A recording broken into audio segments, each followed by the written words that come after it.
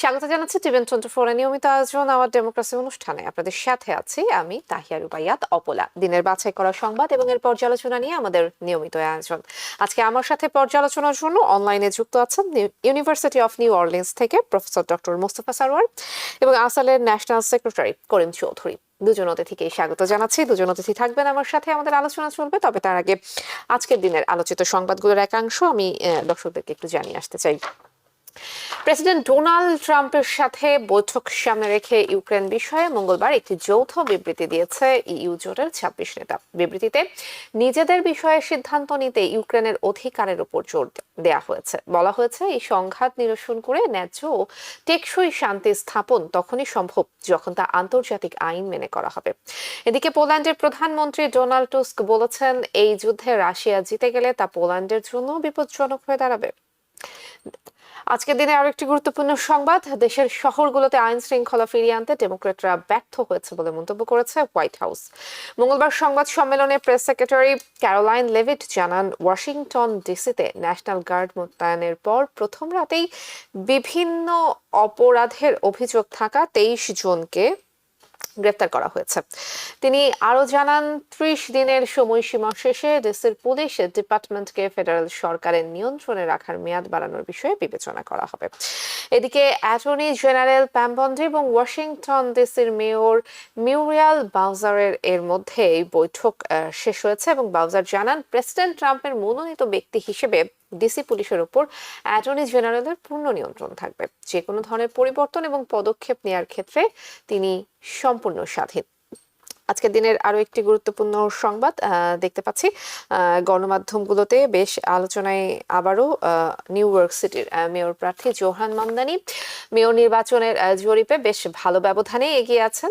এই আলোচিত এই প্রার্থী নিকটতম প্রতিদ্বন্দ্বী সাবেক গভর্নর অ্যান্ড্রু কিউমোর চেয়ে 19 পয়েন্টে এগিয়ে আছেন তিনি। এই জরিপে ডেমোক্রেটিক বর্তমান গভর্নর ক্যাথি হোকুল রিপাবলিকান প্রার্থীর চেয়ে 14 পয়েন্ট এগিয়ে থাকলেও সেটা আগের তুলনায় কমেছে। তবে সেনেট মাইনরিটি লিডার চাক শুমারের জনপ্রিয়তা গত 20 বছরের মধ্যে সর্বনিম্ন পর্যায়ে এসে নেমেছে। সেরেনা কলেজে এই জরিপটি প্রকাশ করেছে। আমরা আন্তর্জাতিক প্রসঙ্গে বাংলাদেশ প্রসঙ্গ আলোচনায় আনতে চাই। বাংলাদেশে আগামী বছরের ফেব্রুয়ারি মাসে নির্বাচন নিয়ে জনগণের একটি অংশের মনে যখন নানা সংশয়, তখন নতুন রাজনৈতিক দল এনসিপির মুখ্য সমন্বয়ক নাসির উদ্দিন পাটোয়ারি বলছেন, ফেব্রুয়ারিতে নির্বাচন কোনোভাবেই করা যাবে না। জুলাই সনদ বাস্তবায়নে এক বিন্দুও ছাড় দেওয়া হবে না বলে সাফ জানিয়ে দিয়েছে দলটির আহ্বায়ক নাহিদ ইসলাম। এটি নিয়ে আসলে নানান রকম আলোচনা সমালোচনা চলছে। আমরাও আলোচনা করার চেষ্টা করবো। আমাদের অতিথিরা রয়েছেন, নিশ্চয়ই তারা ব্যাখ্যা করবেন। আমি আলোচনা শুরু করতে চাই প্রফেসর ডক্টর মোস্তফা সারোয়ার, আপনার কাছে যাব।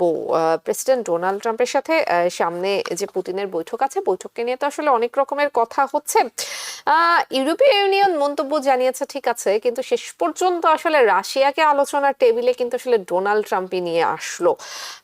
যদিও আসলে ইউক্রেনের অধিকারের উপর জোর দেয়া হচ্ছে, ইউক্রেনকে যুক্ত করার কথা বলা হচ্ছে, কিন্তু রাশিয়ার সম্মতি ছাড়া আসলে সেটা তো অনেক বেশি জটিল হয়ে যাবে।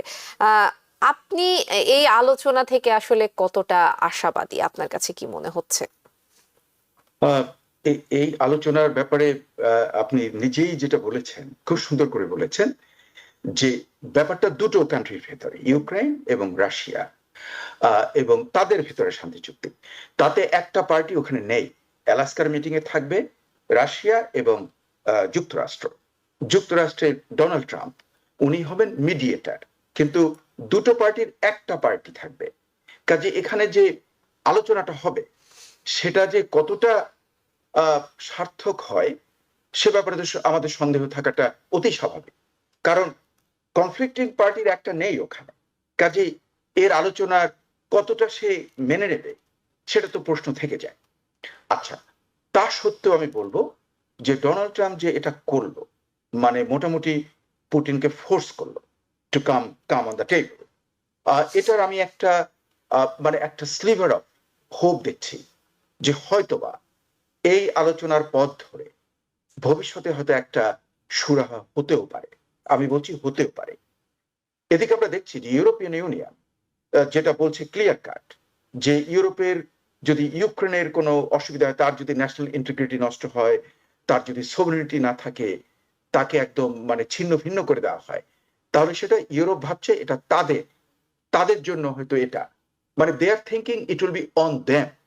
কাজে এমনি একটা পরিস্থিতিতে মানে এর যে সমাধানটা খুবই জটিল, মানে আমি কি বলবো যে এটা দারুণ জটিল। আর ওদিকে ওয়ার ফ্রন্টে আমরা যেটা দেখলাম যে Russia slow and steady they are grabbing more and more land. শেষের দিকে আমরা দেখলাম যে লাস্ট যেটা সেখানে ইউক্রেনীয় বাহিনী দুটো ভিলেজ দখল করেছে, এটা লেটেস্ট যে ওয়ার ওয়ার ইসে। কিন্তু তা সত্ত্বেও মানে নাম্বার অফ আর্ম ফোর্সেস, মানে কতটা নাম্বার তার ফাইটিং ফোর্স, সেখানে কিন্তু প্রশ্ন থেকে যাচ্ছে ইউক্রেনের দিক থেকে। তার কারণ আমরা দেখলাম যে বর্তমানে যে রাশিয়ান অফেন্সিভ আসবে এটাকে প্রতিহত করার জন্য তারা কিন্তু তাদের রিজার্ভ পাঠাচ্ছে, which is not a very good sign for Ukraine. কাজে খুবই মানে এখানে কোনো প্রিডিকশন করাটা খুবই মানে অসম্ভব ব্যাপার।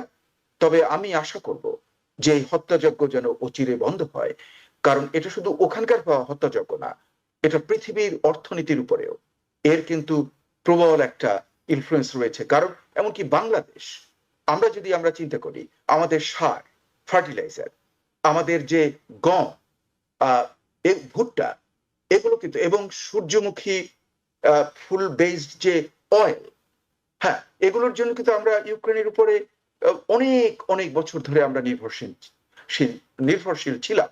তো এমনি অনেক দেশই কিন্তু ইউক্রেনের উপরে নির্ভরশীল। কাজে যুদ্ধ যত তাড়াতাড়ি থেমে যাবে সবার লাভ হবে, এবং সেটাই আমি আশা করি। জি, করিম চৌধুরী, আপনার পর্যালোচনা শুনি। করিম চৌধুরী, আপনার ডিভাইসটি আনমিউট করতে হবে। আমি শুনতে খুব পছন্দ করি মনোযোগ দিয়ে, আর সরোয়ার ভাই যখন কথা বলছেন কোনো শব্দই মিস করতে চাই না, যার ফলে আমি মিউট করার আগে পছন্দ করি। আর যে কথাটা বলতেছিলেন, দেখুন এবারের যে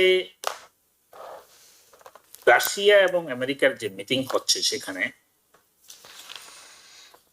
এক কথায় যদি বলতে যাই, আমি কোনো আশাবাদী না যে সেখান থেকে কোনো ফলপ্রসূ কিছু আসবে, সেটা না। সম্ভবত এটা ডোনাল্ড ট্রাম্প অন্য কোনো গেম খেলছেন এখানে।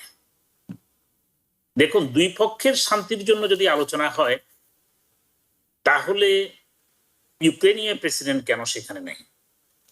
আর দুই প্রেসিডেন্টের, দুইটা পরাশক্তির প্রেসিডেন্ট যখন একত্রে বসবেন, সে বিষয়ে agenda, expectation has to be very clearly defined. US president অথবা রাশিয়ার প্রেসিডেন্টের সময় নেই গসিপ করার জন্য আলাস্কাতে গিয়ে। তাদের যদি আলোচনার বিষয়বস্তু টার্গেট করা না হয়, অর্জন কি হবে, what they are trying to achieve, সেটা যদি কোনো ডিফাইন করা না থাকে, তাহলে এটা হবে ওই ইউক্রেনীয় শান্তি আলোচনার লেগাসে হয়তো বা আমাদের প্রেসিডেন্ট অন্য কিছু গেম খেলছেন, কারণ উনি এই জাতীয় গেমের ক্ষেত্রে উস্তাদ। উনি সেটাকে লেভেজ ব্যবহার করে সেটা আমার সম্ভবত অন্য কোনো কিছু করতে যাচ্ছেন, সেটা আমার জানা নেই। তবে আমি আমাদের প্রেসিডেন্টকে সবসময় সন্দেহের চোখে দেখি। He is not a deal maker, he fail to make any expected deals last 1 year plus টাইমের ভিতরে, যেখানে দ্বিতীয় দিন 2 দিনের মাথায় সব যুদ্ধ বন্ধ হওয়ার কথা, সেখানে 2 বছরে পড়লাম আমরা সে কোনো জায়গায় কোনো যুদ্ধ, মধ্যপ্রাচ্য থেকে শুরু করে ইউরোপ থেকে শুরু করে কোনো জায়গায় সেরকম কোনো ইঙ্গিত দেখছি না। বরঞ্চ যেটা আমরা দেখছি, রাশিয়া ইউএস প্রেসিডেন্টকে বিদ্যাঙ্গুলি দেখিয়ে তার যে অন্যায় অ্যাগ্রেশন, তার প্রতিবেশী নেইবারের প্রতি যে অন্যায় অ্যাগ্রেশন, সেটা কন্টিনিউ করে যাচ্ছে। এবং বিশ্বে অশান্তির মূলে আপনি যদি কোনো চিন্তা করেন, তাহলে পরাশক্তিগুলো অবশ্যই আমেরিকাকে বাদ দেওয়া যাবে না, কিন্তু রাশিয়ার যে অ্যাগ্রেশন, সেটা তাদের সম্ভবত তাদের পুরাতন যে ইউএসএসআর, যেটা রাশিয়ান যে সাম্রাজ্য, সেটার দিকেই তারা ফিরে যাচ্ছে অ্যাগ্রেশনের দিক থেকে। যার ফলে এবারের এই বৈঠক থেকে আমি মনে করি শূন্য হাতে ডোনাল্ড ট্রাম্প আবার আলাস্কা থেকে ফিরে আসবেন, এবং আমরা নতুন করে কিছু শত্রু তৈরি করব। কারণ আমাদের যে সম্পর্ক ইউরোপীয় ইউনিয়ন, ন্যাটো, এদের সাথে, সেটা কিন্তু তিক্ততার চরম পর্যায়ে গিয়েছে। যেই ন্যাটোকে বললাম যে অস্ত্র কিনে নাও আমাদের কাছ থেকে, ন্যাটো বিলিয়নস অফ ডলারের অস্ত্র কিনে নিচ্ছে, কিন্তু তারপরে যখন আমরা নেগোসিয়েশন টেবিলে যাব সেই ক্ষেত্রে ন্যাটোর লোকজনকে আমরা রাখছি না, আমরা দুই প্রেসিডেন্ট বলছি, এমনকি তাদেরকেও বলা হচ্ছে না। আপনি জানবেন যে ইউরোপীয় ইউনিয়ন থেকে একটু কিছুটা সতর্কবার্তা দেয়া হয়েছে যে ইউরোপের নিরাপত্তা বিঘ্নিত হয় এমন কোনো আলোচনায় যদি যায় তারা সেক্ষেত্রে কোনো রকম সহযোগিতা করবে না, এটা পরিষ্কার। কেননা আপনি দেখেন, যদি কোনো আজকে ইউক্রেনের সাথে কিছু ল্যান্ড বিনিময় দিয়ে যে ইউক্রেনকে ছাড়তেই হবে কিছু ল্যান্ড, কালকে আরেকটা দেশকে দখল করে বলবে না যে ওটাও ছাড়তে হবে, তার কোনো গ্যারান্টি কিন্তু নেই। Instead of challenging his international law break, একটা সোভারেন দেশের উপর আক্রমণ করার কারণে তাকে দোষী সাব্যস্ত করে পুশ আউট করার কথা জোর দিয়ে বলার পরিবর্তে আমাদের প্রেসিডেন্ট সেখানে সো কল ডিল মেকিং করার চেষ্টা করছেন। ডিল মেকিং হবে তাহলে রাশিয়ার টার্ম। আপনারা দেখেছেন ইতিপূর্বেও ডিল মেকিং এর কথা বলা হয়েছিল মধ্যপ্রাচ্যে, সেটা ইসরায়েলের টার্ম। এবার যেটা করা হচ্ছে সেটা তিনি রাশিয়ার টার্মেই করবেন বলে যদি কোনো কিছু আলোচনা হয় সেই ক্ষেত্রেই তিনি সাপোর্ট দেবেন। কেননা আপনারা জানেন যে একটা বই লেখা হয়েছে আমাদের, আমি ঠিক এই মুহূর্তে বলতে পারছি না, আপনার শোতে আমি আগে কয়েকবারে বলছি আওয়ার ডেমোক্রেসিতে শোতে, জাতিসংঘে নিযুক্ত ইউএস সিকিউরিটি অফিসিয়াল যে অ্যাম্বাসেডর ছিল জন বল্টন, তিনি একটা বই লিখেছেন, আই থিঙ্ক নামটা দ্য রোম ইট হ্যাপেন, এরকম কিছু। সরার ভাই হয়তো বইটার নাম পরিষ্কার বলতে পারবেন, আমার ঠিক এই মুহূর্তে মনে নেই। উনি সেখানে লিখছিলেন, উনি শি জিনপিংকে বলছিল যে আমাদের সবকিছুই বাণিজ্য সবকিছুই আমি সলভ করে দেবো, just help me two B elected again. Instead of coming to the people of America, Donald Trump, in a bilateral meeting with the international superpower, he asks help of Xi Jinping's help to be elected again, not by the people of America. In this time, midterm is coming in 2026. I see something, I'm not going to hint now that President is trying to get help in midterm elections, but I suspect his main intention of this meeting. This summit, I am now telling you on record, President Trump will come home with a big zero, and with some negative impression from international political world, because he is going under the level of Russia-Ukraine complete solution table. He is avoiding the main stakeholder, Ukrainian president, NATO allies, European Union. অতএব সেই ক্ষেত্রে এটা শান্তির কতটুকু আলোচনা হবে আমি সেটা জানি না। I suspect he will use this time for his own political interest because he has done it in the past. আমেরিকার বর্তমান যে অবস্থা আপনি জানেন যে বিশ্ব রাজনীতিতে আমাদের যতটুকু ইমপ্রেশন ছিল পজিটিভলি প্রবলেম সলভার হিসেবে, এখন আমরা বিশ্ব রাজনীতিতে পরিচিত হয়ে গেছি প্রবলেম ক্রিয়েটার হিসেবে। আপনি দেখেন ট্যারিফের কথা বলে, আমি অন্যদিকে কথা নেব না, ট্যারিফের কথা বলে সারা বিশ্বে আমাদেরকে কি করা হয়েছে। হ্যাঁ, আমরা billions of dollars we are getting as tariffs when the goods and supplies are coming into this country. End of the day, those suppliers will collect this money and plus their overhead cost from the US consumers, from US government. So নাম্বারটা দেখানোর জন্য হয়তো বলা যাবে যে tariff এত billion dollar আয় হয়েছে, কিন্তু আপনি দেখবেন বছরের শেষে কংগ্রেশনাল যে বাইপার্টিশনাল কংগ্রেশনাল রিপোর্ট যেটা বাজেটারি অফিস থেকে, সেখানে দেখা যাচ্ছে যে আমাদের deficit trillions of dollar is hiking, just hiking. So আপনার আমি হয়তো এখন পে করতে হবে না, but our children will be responsible to pay this money for the mistake of Donald Trump and his party Republican in America. And I hope the American voters will respond it in upcoming midterm election.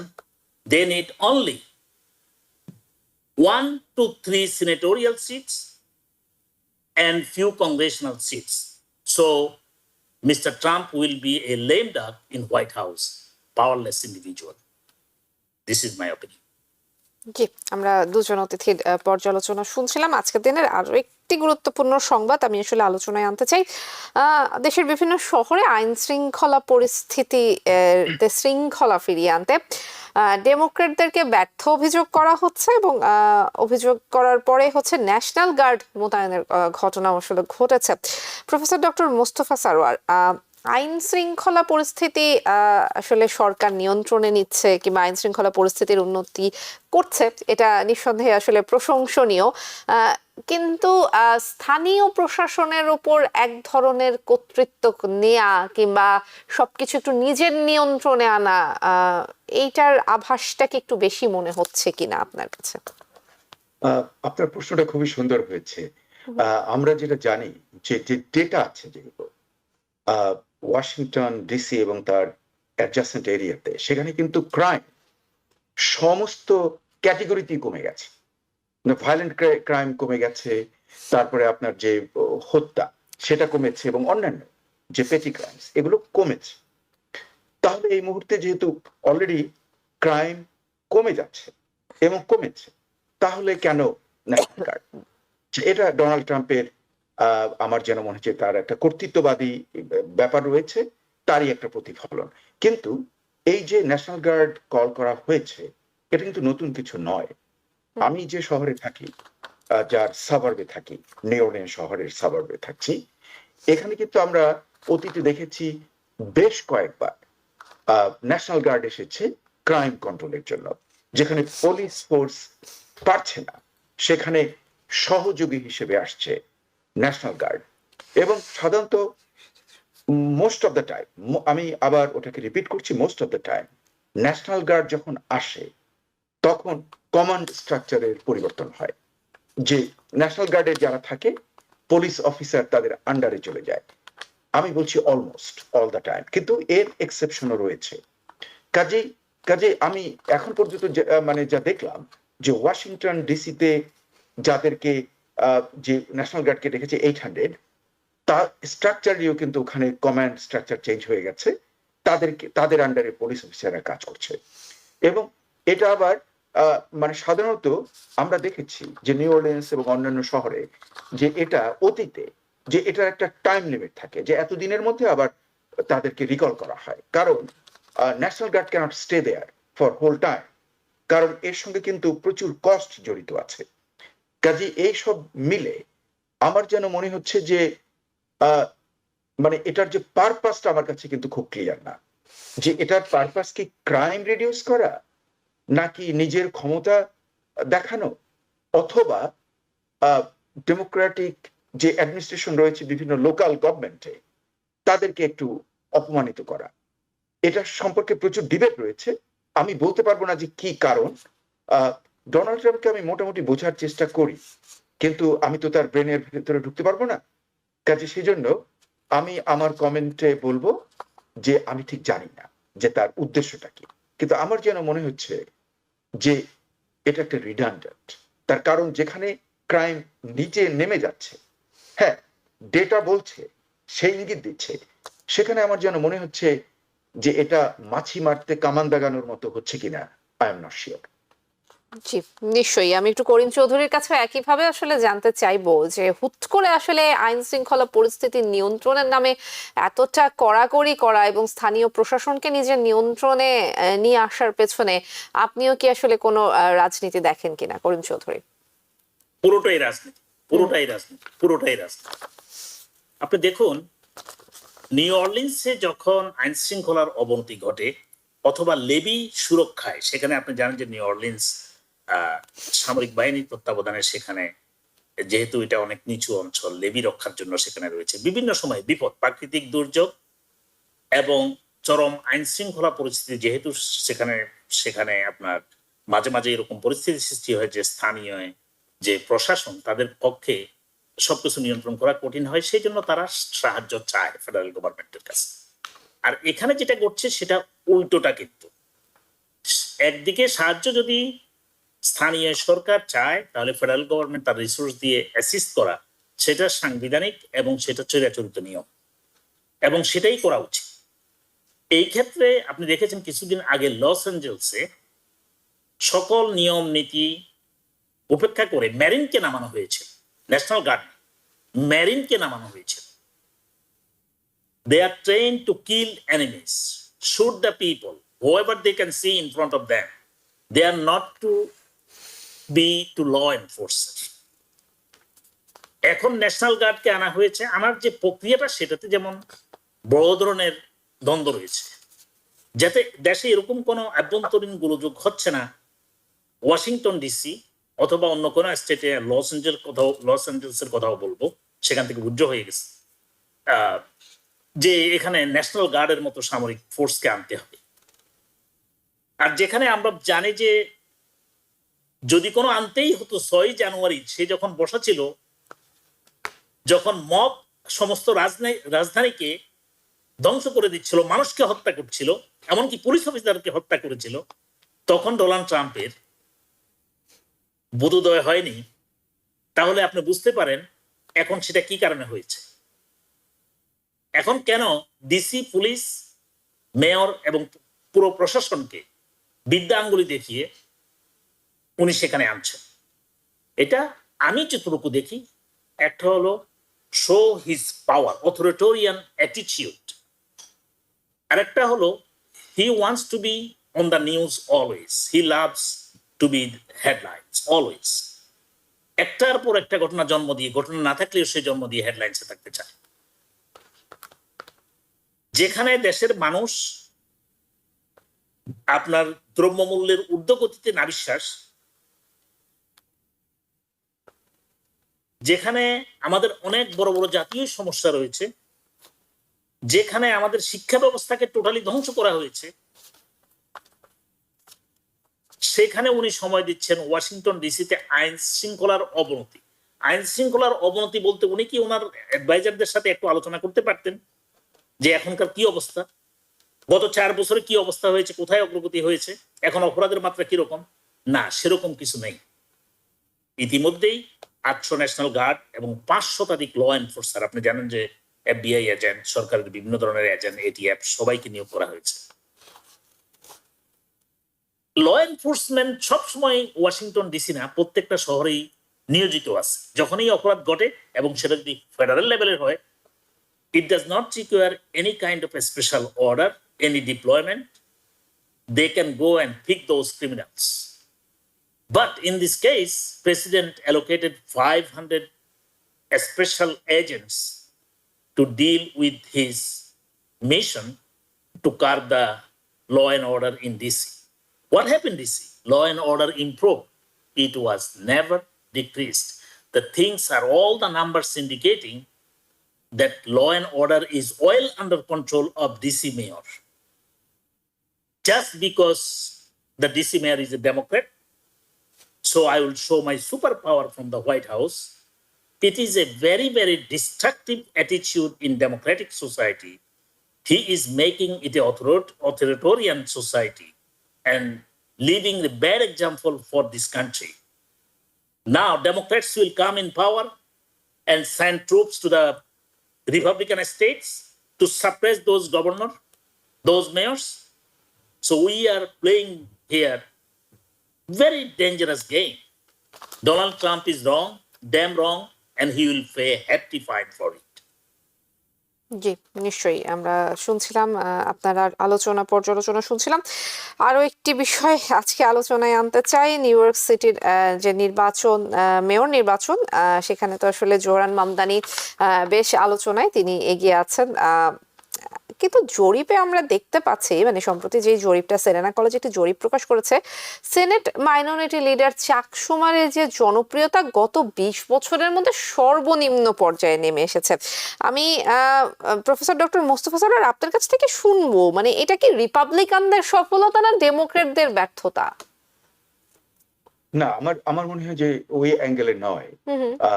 চাক শুমারের অনেক মানে যে উনি করেছেন যে কতগুলো কাজ, তাতে রিজার্ভেশন রয়েছে। সেই কারণে আরো কি নিউ ইয়র্ক হলো প্রিডমিনেন্টলি ডেমোক্র্যাট, মানে এর ডেমোক্রেটিক সংখ্যাগরিষ্ঠতা দারুণ, কাজে তাদের তো অপশন রয়েছে। তারা এক নেতাকে পছন্দ না করলে আর একজন নেতাকে, এবং এখানে ডেমোক্রেটদের মধ্যে কম্পিটিশনও দারুণ। তার কারণ যেহেতু এটা ডেমোক্রেটিক স্টেট এবং এদের নাম্বার অফ ভোটার্স এত বেশি যে এরা জানে যে ডেমোক্রেটিক নমিনেশন পেলেই তাদের উইন করার সম্ভাবনা খুবই খুবই বেশি, কাজে এই জন্য এখানে কম্পিটিশনটাও দারুণ প্রখর হয়ে যায়। কিন্তু এই যে নিউ ইয়র্কের যে আরেকটা যে ব্যাপার এর সঙ্গে মানে আনুষঙ্গিক, সেটা হলো নিউ ইয়র্ক শহর। কারণ নিউ ইয়র্ক শহর কিন্তু বিশাল, মানে জনসংখ্যার দিক থেকে স্টেটের দিকে যদি আমি তাকাই, তাহলে New York City is the most dominant one in the whole state এবং পুরো যুক্তরাষ্ট্রে। কাজে সেখানে আমরা যদি দেখি মেয়রিয়াল ইলেকশন, তাহলে আমরা এটার আরো একটা উত্তর পাবো যে এটার কি ডেমোক্রেটিক পার্টির ডিক্লাইন নাকি রিপাবলিকান পার্টির মানে উপরে উঠে যাচ্ছে, এরকম কোন সিগন্যাল আছে কিনা। সেটার জন্য আমরা দেখবো যে একটা ডেটা, যেমন ধরুন যে লেটেস্ট সার্ভেতে আমরা দেখেছি যে মামদানি 44%, তার পোলিং নাম্বার, কোমো 25, আর স্লিওয়া যিনি নাকি রিপাবলিকান উনি হলেন 12, আর অ্যাডামস, এরিক অ্যাডামস হলো 7। আচ্ছা, তার অর্থ আপনি দেখেন যে আপনি সবগুলোকে যদি যোগ করেন তাহলে 12 ভার্সেস 88। তাহলে তো লক্ষ্য করে দেখুন যে Mamdani Democrat, Como Democrat, Adams Democrat. Well, উনি ইন্ডিপেন্ডেন্ট বলছেন এরা, কিন্তু এরা আসলে মানে বেসিক্যালি এরা চিরজীবন ধরেই ডেমোক্রেটিক পার্টিতে ছিলেন এবং এর সমর্থকরাও তাই। কাজে আমি যদি একটা ওখানে থেকে ক্যালকুলেট করি, যোগ করে ফেলি ডেমোক্র্যাটদের, তাতে 88 ভার্সেস 12। কাজে আমার যেন মনে হয় না যে ওখানে ডেমোক্রেটিক অ্যান্ড রিপাবলিকান পার্টির কোনো যে অরিজিনাল যেটা ছিল সেখান থেকে কোনো বিচ্যুতি ঘটেছে কিংবা সেটা ফ্লিপ করেছে, সেটা কিন্তু আমার চোখে পড়ছে না এই ডেটাতে। কিন্তু এখানে আরেকটা ইন্টারেস্টিং, যেটা মামদানি। এখন আমরা যদি দেখি যে ডোনাল্ড ট্রাম্প কিন্তু এরিক অ্যাডামসকে এন্ডোর্স করার ইঙ্গিত দিয়েছিল, আমাদের সবার মনে আছে সে এরিক অ্যাডামসকে, কিন্তু সেই এরিক অ্যাডামস মাত্র 7। লক্ষ্য করে দেখুন। আবার ডোনাল্ড ট্রাম্পের নিজের পার্টি স্লিওয়া মাত্র 12%। হ্যাঁ, তাহলে আমরা যদি মনে করি যে অ্যাডামসের কিছু অংশে মানে রিপাবলিকান রয়েছে because of would be endorsement from Donald Trump, তাহলেও কিন্তু ওই রিপাবলিকান সমর্থন মানে আমার তো মনে হয় যে 15%ও যায় না, মানে রিয়েল ভোটের যখন আমি কাউন্টিং এ যাই। আরো একটা ব্যাপার এই ডেটার ভিতরে আমি যেটা লক্ষ্য করেছি যে মামদানি 44। আমরা যদি দেখি কম কে ডোনাল্ড ট্রাম্প যদি ফাইনালি যদি বলে যে হ্যাঁ আমি তাকে এন্ডোর্স করছি, সিলভার ভোট গুলো যদি চলে যায়, হ্যাঁ, তাহলে হচ্ছে আপনার 37, আর মামদানি হলো 44। মামদানি ধরেন কোনোই গেইন করলো না, 44, তাতেও দেখেন ডিফারেন্স 7%। আর যদি অ্যাডামস যদি উইথড্র করে সেটা স্প্লিট হয়ে যেতে পারে, কারণ ওর ভোটগুলো মেজরিটি হলো ডেমোক্রেটিক পার্টির। তাহলে নিউ ইয়র্কের আগামী নির্বাচনে আগে যে একটা ছিল যে মামদানি হতে পারবে কিনা এ সম্পর্কে আমরা বিভিন্ন আলাপ আলোচনা করছিলাম, অ্যানালিসিস করছিলাম। এখন যতই দিন যাচ্ছে মনে হচ্ছে মামদানির বিজয়টা দেখা যাচ্ছে, ইটস ভিজিবল নাও, যে ওই সিগন্যালটা আমরা পাচ্ছি। আমার মনে হয় হয়তোবা মামদানি জিতে যাবে। এবং এটাও আবার আপনার সম্পূরক মানে প্রশ্নের সম্পূরক উত্তর যে ডেমোক্র্যাটদের যে dominance in new York city and the state of New York remains intact. এটা দূর থেকে আমার তাই মনে হচ্ছে। জি, কিন্তু মামদানির জয়, মামদানিকে তো শুধু রিপাবলিকান না, নিজ দল ডেমোক্রেটদের সাথেও এক ধরনের লড়াই করতে হবে। করিম চৌধুরী, আপনার পর্যালোচনা শুনি।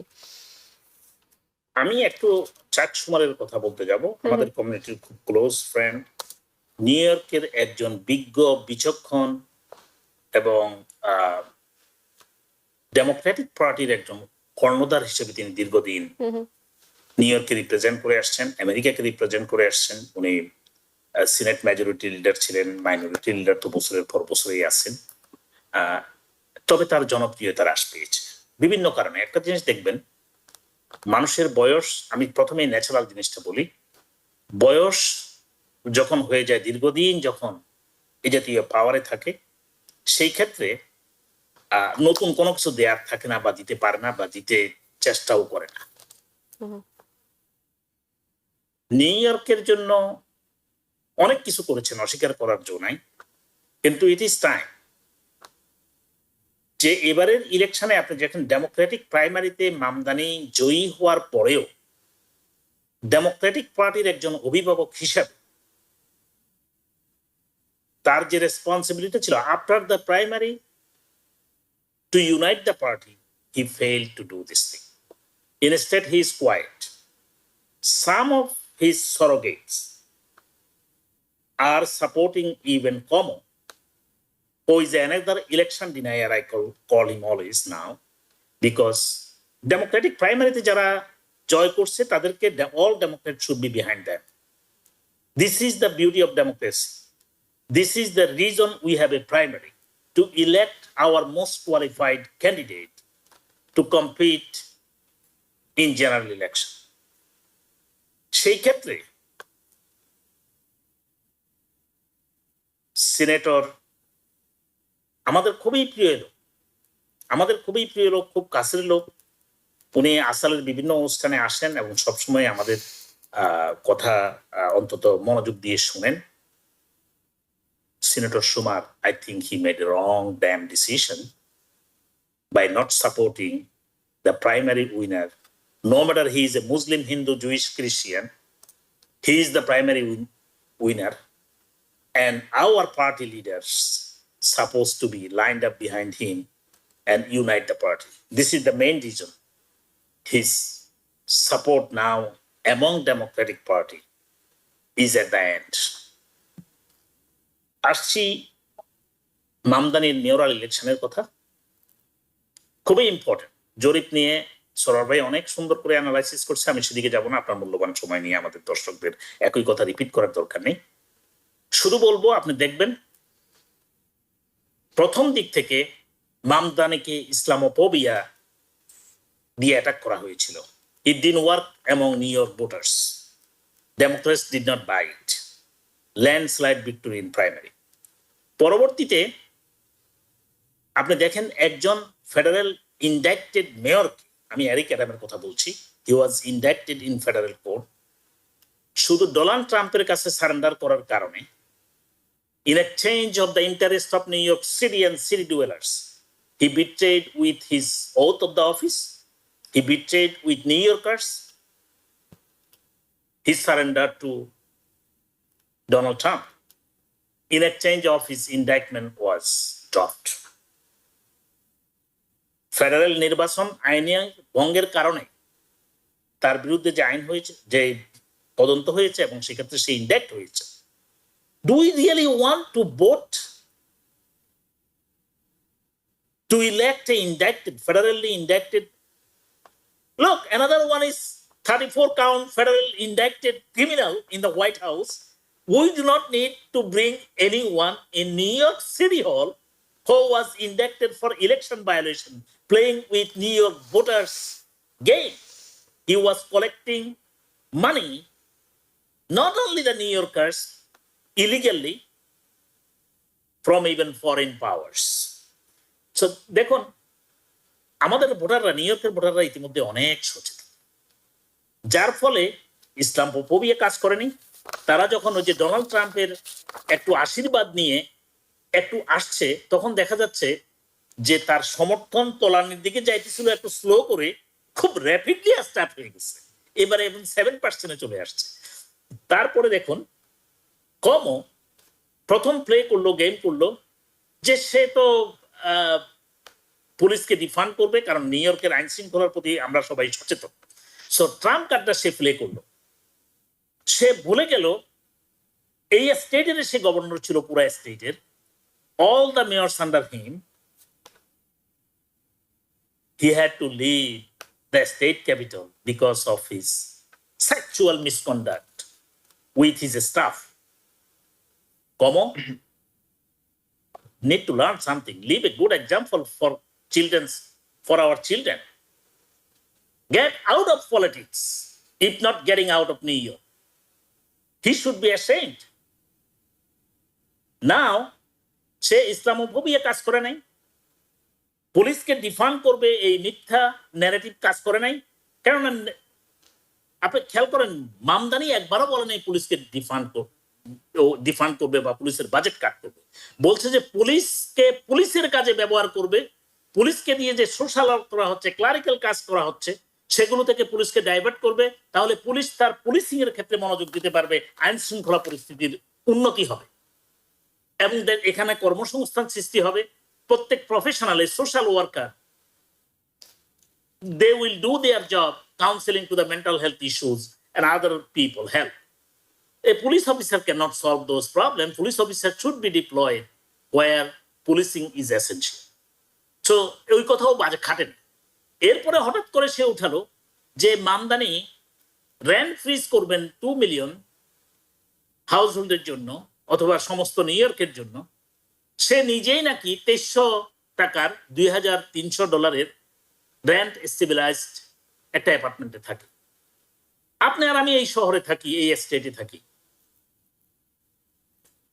Lack of appropriate law and enforcement, it is happening. Como was the governor of this state.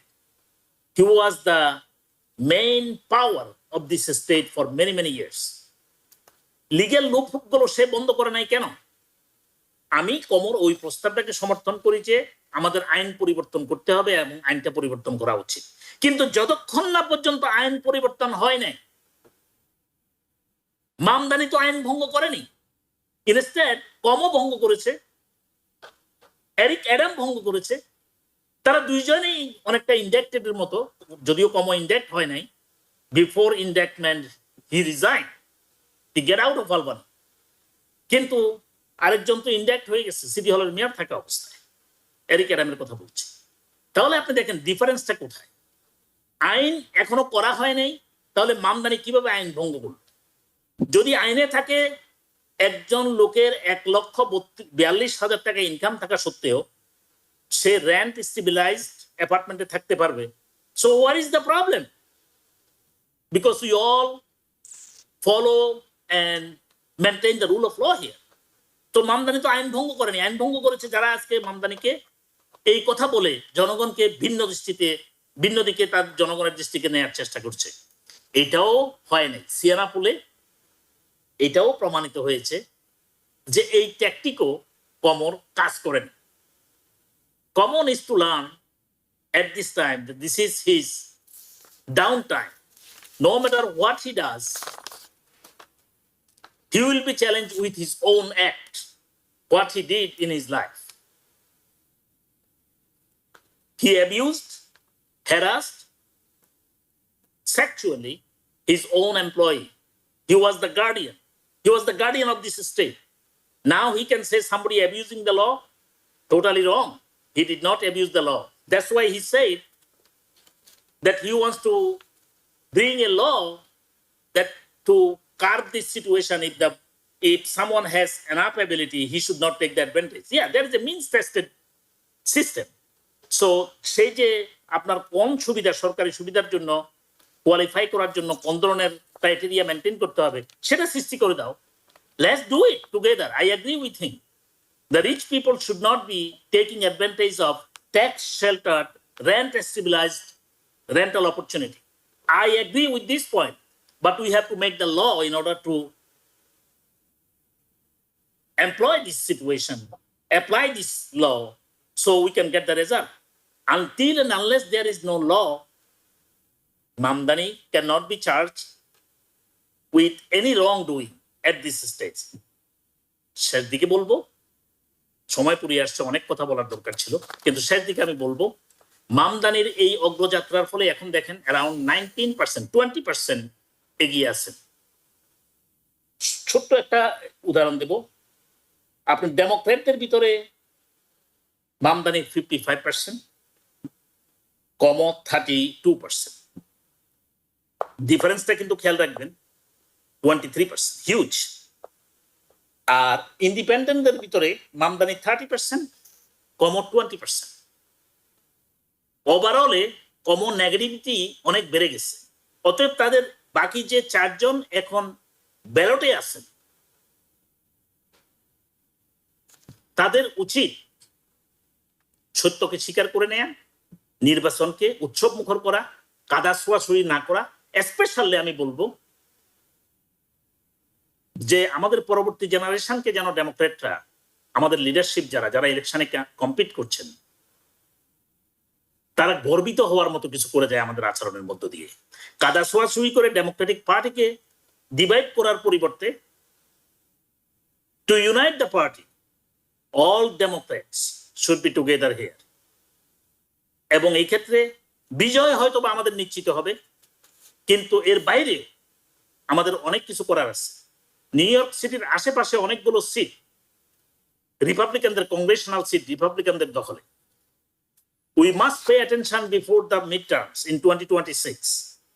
So এই ক্ষেত্রে ডেমোক্রেটদেরকে ইউনাইট করার জন্য গভর্নর কমো, মেয়র এরিক অ্যাডাম এবং অন্যান্য যারা ডেমোক্রেট আছেন এবং কংগ্রেশনাল টিম এবং ইউএস সিনেটের যে দুইজন আমাদের সিনেটর আছে, তাদের উচিত এই ইলেকশনকে কেন্দ্র করে ডেমোক্রেটদের মাঝে একটা শক্তিশালী ইউনিটি বর্ণ করা এবং ভবিষ্যতে যাতে প্রাইমারি নির্বাচিত হওয়ার পরে কোন ডেমোক্রেট বিচ্যুতি হয়ে যায় বেনামে, ইন্ডিপেন্ডেন্ট অথবা অন্য নামে ইলেকশন না করে ডেমোক্রেটদের ভিতরে বিভক্তি সৃষ্টি করে। তার ফলে ইউনিটির পাশাপাশি আমরা এই সুযোগটা ইউনিটির পাশাপাশি আমরা চাই ডেমোক্রেটদের মধ্যে একটা শক্তিশালী নেতৃত্ব গড়ে উঠুক, কারণ ডেমোক্রেটদের মধ্যে নেতৃত্বের অভাব কিংবা নেতৃত্বের যে নির্দেশনা সেইটা আসলে পাওয়া যাচ্ছে না কিংবা স্পষ্ট হচ্ছে না বলেও অনেক অভিযোগ রয়েছে। অসংখ্য ধন্যবাদ। আজকের মতো সময় শেষ হয়ে গেছে, আর সময় দিতে পারছি না। প্রফেসর ডক্টর মোস্তফা সরয়ার, করিম চৌধুরী, দুজনকেই কৃতজ্ঞতা আজকে সময় দেওয়ার জন্য। অনেক ধন্যবাদ। ধন্যবাদ জানাবো দর্শকদেরকেও। আওয়ার ডেমোক্রেসি অনুষ্ঠানে এই ছিল আজকের মতো। টিভিএন 24 নিউজ নেটওয়ার্কের সঙ্গেই থাকুন সবসময়। টিভিএন 24 টেলিভিশন দেখতে আজই কল করুন 7187776556। লগ ইন করুন www.totalcablebd.com। নিউ ইয়র্ক থেকে সম্প্রচারিত টিভিএন 24 টেলিভিশন বিশ্বজুড়ে বাঙালির কণ্ঠস্বর।